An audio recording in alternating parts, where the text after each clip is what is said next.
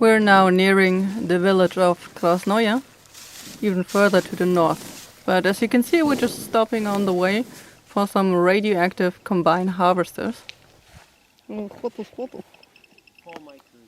Yeah.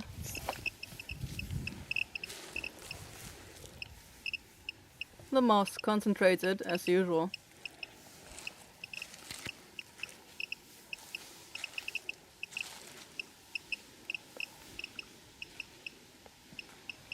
But as you can see, the combine harvester itself isn't giving us any readings significantly above background radiation.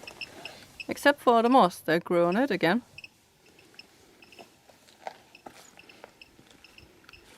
Seems like this was a rather large farming unit of some sort, with a factory nearby and even more of these machines on the other side of the road.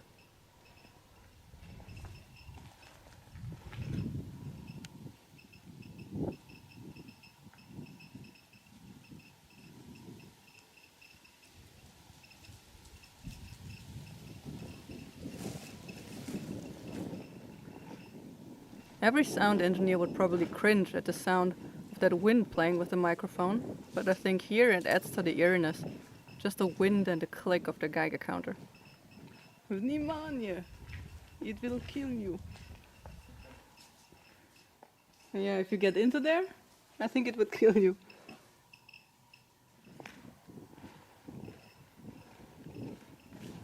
Look closely at that truck and notice how that tree is just growing from under it. It's like nature doesn't give a fuck.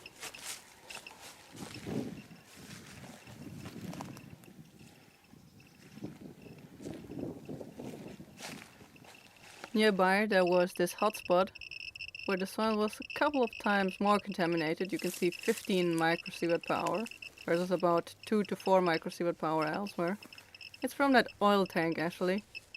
It seemed to have radioactive oil, contaminated oil that was leaking and, well, it's now contaminating the environment around it. Lots of dead insects swimming on that oil.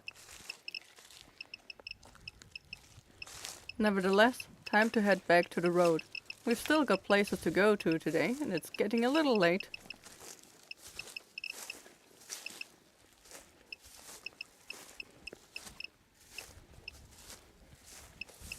So you can see we have quite uniform radiation levels of just around 2 microsievert per hour, even at 1 meter height. There on the other side of the road you can see more machinery, land use machinery, like a small silo or whatever that is. And well, more of the combine harvesters and trucks and this thing which I think dumps the stuff from a combine harvester into a truck. The only thing that has electricity in the next 20 kilometers. Yep, you heard that right. That's a live train track.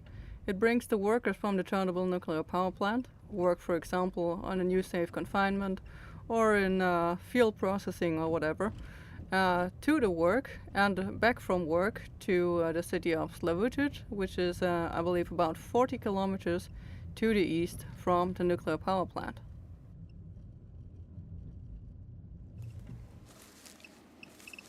But for now, let's check Krasnoje, this little village or whatever's left of it.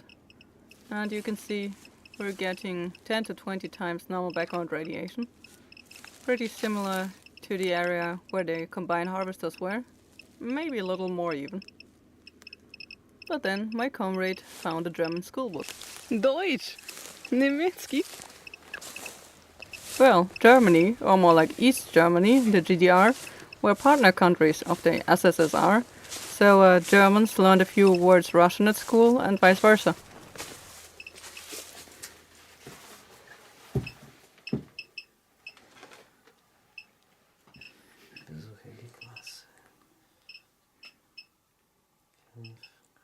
But they quickly gave up on it.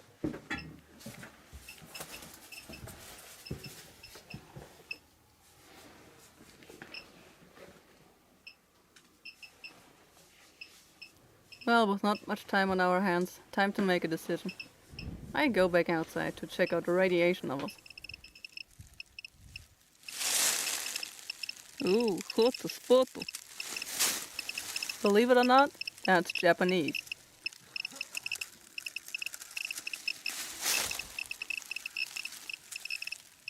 Wow.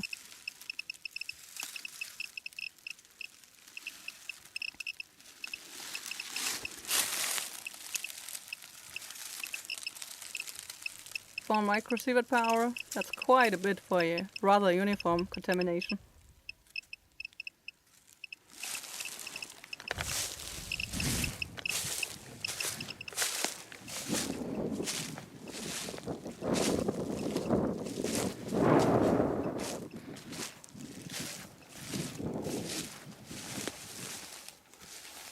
Yeah, it's up to 4.5 microsievert.